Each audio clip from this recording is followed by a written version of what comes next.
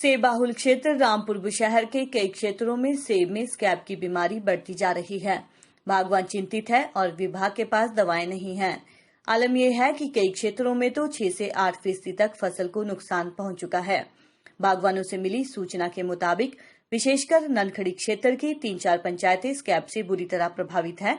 बागवानी विभाग ने इन क्षेत्रों की जांच पड़ताल की तो पता चला कि कुछ इलाकों में सेब में ये रोग काफी फैलता जा रहा है, जबकि सेब तुड़ान का समय नजदीक आ गया है। चिंता इस बात की है कि जिन इलाकों में बीमारी फैली है वहां दवाएं विभाग द्वारा उपलब्ध नहीं करवाई जा रही है, जबकि बाजार में जो दवाएं मिल रही है वो या तो बहुत महंगी है या फिर उसकी गुणवत्ता पर संशय बरकरार है।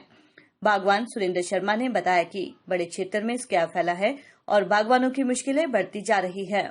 उस पर जो दवाएं बागवानी विभाग द्वारा स्प्रे करते हैं वो हॉर्टिकल्चर के शेड्यूल के मुताबिक ही करते हैं। इस टाइम हॉर्टिकल्चर में 1 महीने से फंगीसाइड की कोई भी दवाई इनके पास अवेलेबल नहीं है। मार्केट से लेने पड़ रही है, हमें महंगी पड़ रही है। अब उसमें हमको ये नहीं पता चलता कि ओरिजिनल है कि डुप्लीकेट है। कई अच्छी दवाई के रिजल्ट जो है वो नेगेटिव आ रहे हैं जी। महंगी से महंगी फंगीसाइड जो है उनके रिजल्ट भी इतने अच्छे नहीं आ रहे। हॉर्टिकल्चर में विश्वास बना रहता है कि दवाइयाँ ओरिजिनल मिलती हैं, लेकिन 1 महीने से इनके पास कोई दवाई नहीं अवेलेबल है। रोज पूछते हैं, आज भी पूछा, इनके पास कोई ना डोडिन है ना M45 है, कुछ भी नहीं है। बागवानों की तरफ से ये मांग है कि इनकी दवाइयाँ अवेलेबल होनी चाहिए। ये पहला साल देखा हमने कि इनके पास एक भी दवाई नहीं है। 1 महीने से कोई दवाई नहीं है फंगीसाइड की। अब बाजार से लेते हैं, बाजार में क्या गारंटी की ओरिजिनल है कि डुप्लीकेट है। 8-8 हज़ार रुपये किलो की दवाइयाँ हैं तो नेचुरली उसमें डुप्लीकेसी जरूर होगी। बाजार में तो उपलब्ध है, लेकिन उनकी गारंटी क्या है कि इसमें प्योर है। ये निश्चित रूप से हर जगह स्कैब है जी। किसी की 1% है, किसी की 10 है, किसी की 20 है, किसी की 50 है। रोकथाम के लिए M45 है, डोडिन है और अच्छे फंगीसाइड आ गया। तो जो अच्छे फंगीसाइड होते हैं इनके पास अवेलेबल नहीं होते हैं, जैसे नेटिवो है। ब्रॉड स्पेक्ट्रम तो हॉर्टिकल्चर वाले लाते नहीं है कोई दवाई फंगीसाइड में। मेरे लिहाज से तो 20-25% का लॉस है। और फंगीसाइड इसमें स्कैब के साथ साथ जो है इसमें फंगस की कई बीमारियां हैं। पतझड़ भी फंगस में आता है, अल्टरनेरिया भी फंगस में आता है। पत्तों का पीला होना, काला होना, फिर झड़ जाना। जिन पेड़ों में पत्ते झड़ जाते हैं उसमें फिर सेब की, एप्पल की, फ्रूट की डेवलपमेंट नहीं हो पाती। में दर्शाई गई है उस पर प्रतिबंध लगाया गया है।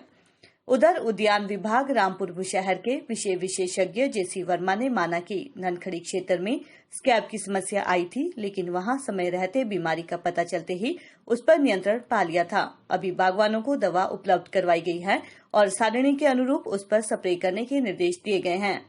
उन्होंने कहा कि ननखड़ी के अलावा कुछ अन्य क्षेत्रों में हल्के लक्षण दिखे थे, लेकिन उन पर नियंत्रण पाने के प्रयास किए जा रहे हैं। उन्होंने कहा कि स्कैब के लिए स्प्रे शेड्यूल के अनुसार डोडिन, प्रोपिनेव, हेक्साकोनाजोल, Z78, कैप्टान, टैबुकोनाजोल जैसी दवाएं हैं, लेकिन इनमें से ज्यादातर बैन हो गई है। वर्मा ने कहा कि बीमारी की स्थिति में जिस दवा का इस्तेमाल एक बार कर लिया हो उसका दोबारा नहीं करना चाहिए। उसके स्थान पर नई दवा का प्रयोग करें और कम से कम 10 दिन का गैप होना जरूरी है, तभी असरदार होगी और बीमारी पर कंट्रोल होगा। अन्यथा जो नुकसान हुआ है उसकी भरपाई नहीं हो सकती।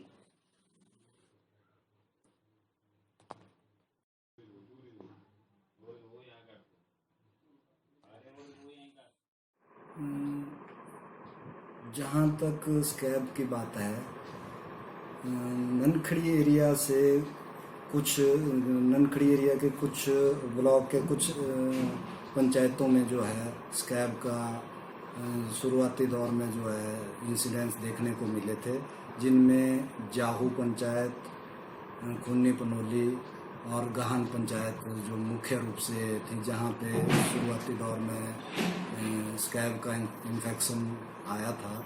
तो उसके लिए विभाग ने जो है स्प्रे शेड्यूल के अनुसार जो है सभी प्रकार की दवाइयाँ वहाँ बागवानों को उपलब्ध करवा दी थी, जो मतलब शुरुआती दौर में वहाँ चेक हो गया था, जिसमें कई बार कुछ लोग ऐसे मतलब स्प्रे शेड्यूल को फॉलो नहीं करते, तो उस वजह से शायद उसमें कुछ किसी फार्मर के स्तर पे कमियां रही होगी, जिस वजह से वो रिपोर्ट हुआ था।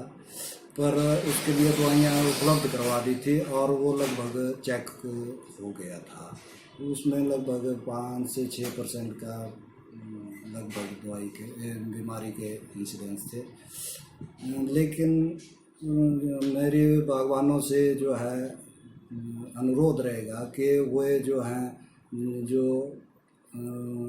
उद्यान विभाग तथा यूनिवर्सिटी द्वारा जो स्प्रे शेड्यूल डेवलप किया गया है उसके अनुसार जो है वो एक पर्टिकुलर इंटरवल पे जो है 10 से 12 दिनों के अंतराल पे जो है स्प्रे करते रहेंगे तो बीमारी का उससे ज़्यादा परेशान होने की बात नहीं है, लेकिन उनको स्प्रे शेड्यूल को फॉलो करते रहना पड़ेगा।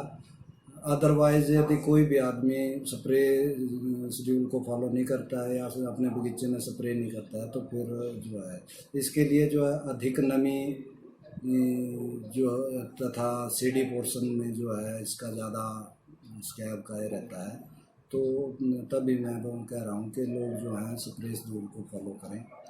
बीच में देखा गया है कि जहाँ तक दवाइयों के प्रतिबंध की बात है विभागीय तौर पर अभी तक हमें ऐसा कुछ नहीं है, लेकिन सुनने में आया है कि जो हमारे स्प्रे शेड्यूल में कुछ दवाइयाँ हैं वो जो है प्रतिबंध पे लगा है, लेकिन उसके लिए भी दूसरी मतलब दवाइयाँ हैं वो उनको कर सकते हैं। पर विभाग ने जो है हम अपने स्तर पर पहले से काफ़ी दवाइयाँ जो है हर सेंटर पे उपलब्ध करवा दी थी ताकि जो है मतलब इसको ऐसी स्थिति ना आए। लेकिन आज की डेट में भी जो है दवाइयों का जो है अलॉटमेंट हो गई है, निदेशालय स्तर पर जो है दवाइयों की जो है खरीद की गई है और हो सकता है 3-4 दिनों में जो है दवाइयाँ लोगों को सेंटर पे मिलना शुरू हो जाए। नहीं, दवाइयाँ जो है शुरुआती दौर में काफ़ी दवाइयाँ जो है उपलब्ध करवा दी थी, लेकिन जो बीच में ये जो बैन की जो जहाँ तक खबर आई उसके बाद हल्की सी इसमें कहीं कमी आई है, लेकिन उसके बावजूद भी निदेशालय स्तर पर जो है इस चीज़ को जो है सॉर्ट आउट कर लिया गया है और मतलब दवाइयाँ जल्दी ही मतलब बागवानों को मिल जाएगी।